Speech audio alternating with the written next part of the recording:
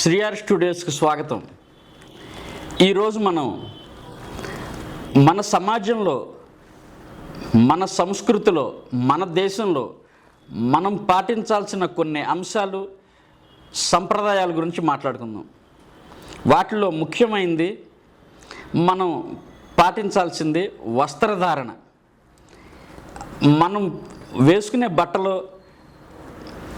దుస్తులు ఏవైనా కూడా మన సభ్యతని, మన విలువల్ని, మన గౌరవాన్ని, మన మనస్తత్వాన్ని చాటుతాయి. వేల సంవత్సరాల క్రితం ఆధునికత ఇంతటి అభివృద్ధి లేని రోజుల్లో మనుషులు ఎటువంటి వస్త్రాలు వేసుకు తిరిగారో మనకు తెలియదు.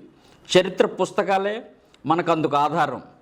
ఇప్పుడు సార్వజనీనంగా సంస్కృతులు, ప్రాంతాలు, విలువలు, ఆచారాలతో సంబంధం లేకుండా కేవలం ఆధునికత పేరుతో మన కళ్ళ ముందే ఎవరో ఎలాంటి బట్టలు వేసుకు తిరుగుతున్నారో చూస్తే మనకి ఒక్కొక్కసారి చిరాగ్గాను ఉంటుంది, అసహ్యంగానూ అనిపిస్తుంది, సిగ్గుగాను అనిపిస్తూ ఉంటుంది.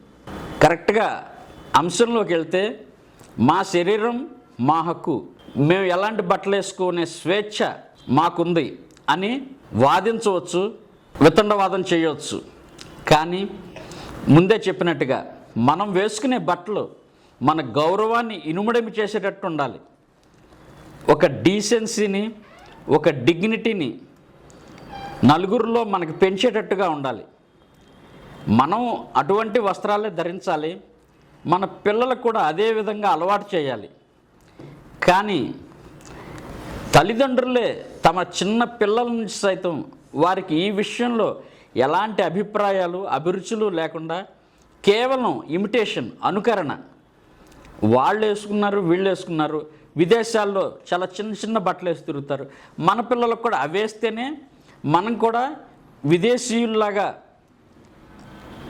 ఆ స్థాయిలో బతుకుతున్నాం అనే ఒక భావ దారిద్ర్యంలో, అలాంటి ఆలోచనల్లో చాలామంది తమ పిల్లలకే అలాంటి బట్టలు వేసుకునే అలవాటు వాళ్ళే చేస్తున్నారు. ఒక వయసు వచ్చాక పిల్లలు వేరే వారిని చూసి అలవాటు చేసుకోవడం వేరే విషయం. కానీ చిన్నప్పుడే పిల్లల్లో పెద్దవాళ్ళు ఎలాంటి బట్టలు వేసుకుంటే వారికి సౌకర్యవంతంగా ఉంటుందో, నలుగురిలో గౌరవప్రదంగా ఉంటుందో నేర్పిస్తే, అలవాటు చేస్తే వాళ్ళు అంత తొందరగా మరొకరి ప్రభావానికి లోనవ్వరు. ఈరోజు చూస్తున్నాం. అది మా ఇష్టం వచ్చిన బట్టలు మా పిల్లలకి వేస్తాం, మేము వేసుకుంటామంటే ఎవరో చేయగలిగింది లేదు.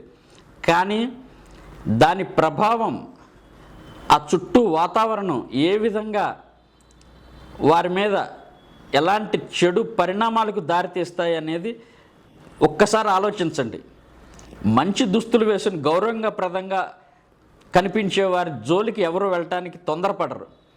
కానీ చిన్న చిన్న బట్టలు వేసుకుని శరీరాన్ని ప్రదర్శిస్తూ తిరిగే వారిని చూస్తే ఎవరికైనా చులకన భావం కలగటం సహజమే. అది మీ మనస్తత్వాన్ని బట్టి, మీ దృష్టిని బట్టి ఆధారపడి ఉంటుంది అని ఎదుటివాళ్ళు ఆరోపించవచ్చు. అందరిది ఒకటే దృష్టి, అందరిదే ఒకటే మనస్తత్వం. ఈ విషయంలో ఎలాంటి తేడాలు, ఎలాంటి అభిప్రాయ భేదాలు లేవు. నటించేవాళ్ళు నటించవచ్చు.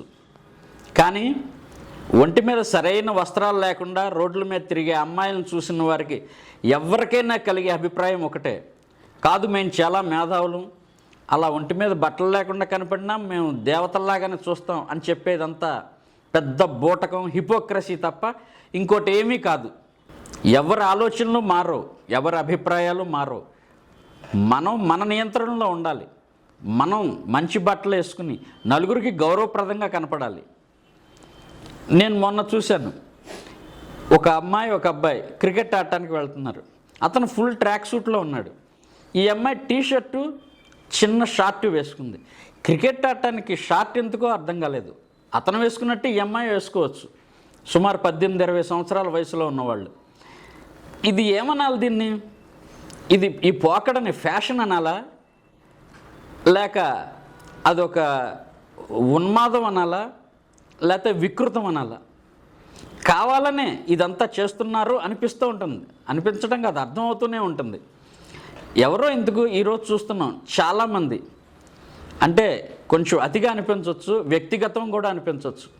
జాకెట్లు ఏ విధంగా ఉంటున్నాయో వీపంతా ప్రదర్శిస్తూ ఎంత అసభ్యంగా, కనీసం చూసేవారు తలలు దించుకోవాలి లేకపోతే మొహం తిప్పుకోవాలనే పరిస్థితుల్లో ఉన్నాయి.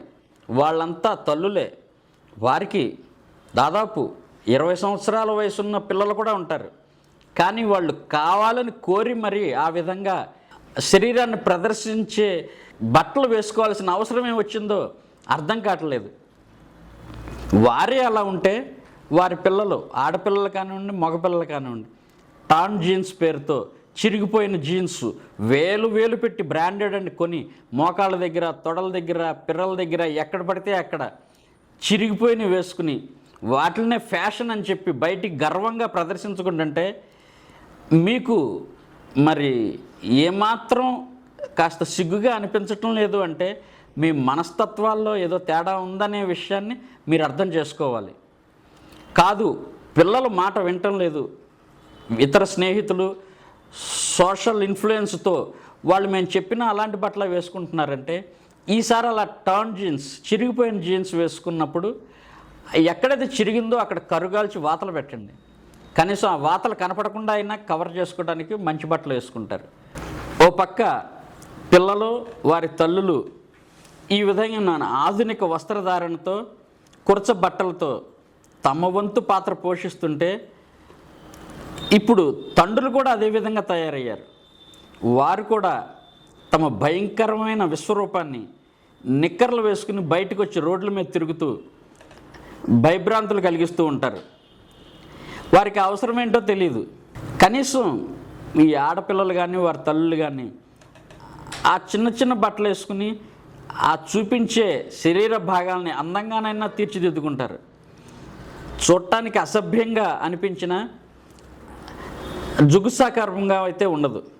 అది వారి విఘ్నతకు సంబంధించింది. ఇక్కడ మాత్రం ఈ మగవాళ్ళు చాలా దారుణంగా, కనీసం తాము ఎలా ఉన్నాం, ఎదుటివారు తమని ఏ అభిప్రాయంతో చూస్తారనే ఇంగిత జ్ఞానం లేకుండా చాలా వికృతంగా ఏదో జూలోంచి తప్పించుకుని ఎలుగుబంట్లలాగా చిన్న నిక్కర్లు వేసుకుని, బనీన్లు వేసుకుని రోడ్ల మీద తిరిగేస్తూ ఉంటారు. మన పల్లెల్లో లుంగీలు కట్టుకునే అలవాటు ఉంది. వాళ్ళు కూడా పైకి మడిస్తే మోకాల వరకే మడత పెట్టుకుంటారు తప్ప అంతకు మించి కాదు. అది ఏమాత్రం అసభ్యంకరంగా ఉండదు. అసభ్యం అనేది ఆడవాళ్లే కాదు, మగవాళ్ళు వేసుకున్న కురచబట్టలో అదే రకంగా ఉంటుంది. అది అర్థం చేసుకోవాలి. ఇదేనా అభివృద్ధి అంటే? ఇదేనా మోడర్న్గా ఆలోచించడం అంటే? అలా కాకుండా ఎదుటివారికి వారి దుస్తులను బట్టే మనం గౌరవం ఇస్తున్నాం. ఆ గౌరవాన్ని కూడా సంకుచిత మనస్తత్వం అని అనుకుంటే అది మీ ఇష్టం. దానివల్ల అలా చూసేవారికి వచ్చే నష్టం ఏమీ లేదు. మీరే రేపు భవిష్యత్తులో బాధపడాల్సి ఉంటుంది.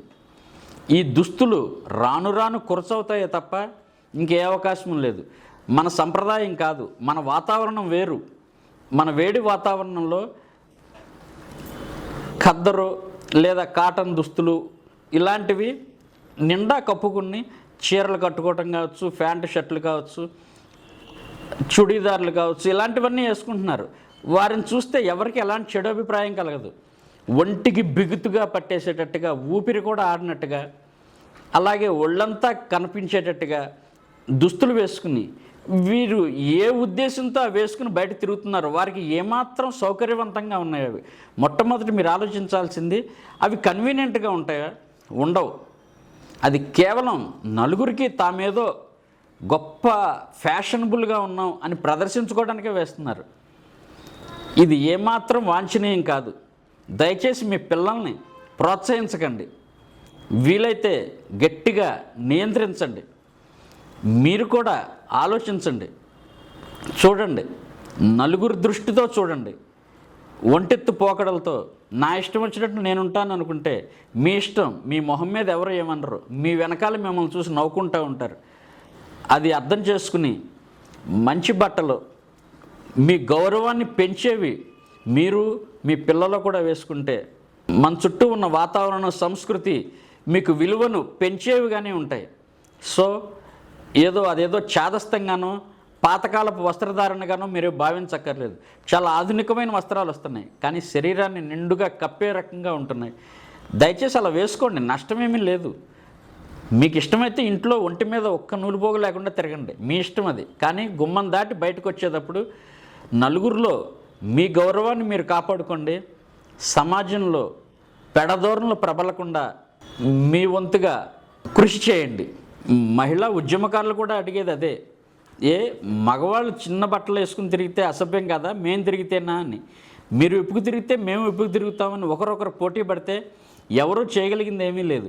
మనందరం కలిసి మళ్ళీ ఆదిమ కాలం నాటి సమాజానికి వెళ్ళిపోయి అందరూ నగ్నంగా తిరిగే రోజులు వస్తాయేమోనని భయపడాల్సి వస్తుంది. అప్పుడు ఒంటి మీద బట్టలు వేసుకున్న వాళ్ళు అడవుల్లోకి పారిపోయి ఒంటి మీద బట్టలు లేకుండా తిరిగే వాళ్ళే నగరాల్లో మిగులుతారు. మీకు గనక ఈ కంటెంట్ నచ్చినట్లయితే తప్పకుండా సబ్స్క్రైబ్ చేయండి. మా ఛానల్ని అందరితో షేర్ చేయండి, లైక్ చేయండి. మీ అభిప్రాయాన్ని కామెంట్ సెక్షన్లో తెలియచేయండి. మీకు మరిన్ని టాక్స్ ఇటువంటివి ఏ విధమైనవి కావాలో ఆ కామెంట్స్లోనే తెలియచేయండి. Thank you.